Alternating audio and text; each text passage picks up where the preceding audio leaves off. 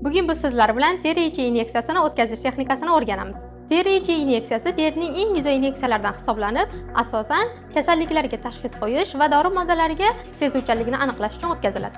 Qo'llarga 6 bosqichda ishlov beriladi va qo'lqoplar kiyiladi. Kerakli dori vositasi shpritsga tortiladi. Bemorga dori moddasi haqida ma'lumot beriladi va bemorga qulay sharoit yaratiladi. Bemorga sinama qo'yadigan joy aniqlanadi. Buning uchun bemorning bilak sohasini 3 qismga ajratib olamiz va o'rta sohasiga sinamani qo'yamiz. Inyeksiya qilinadigan joy spirt bilan tozalanadi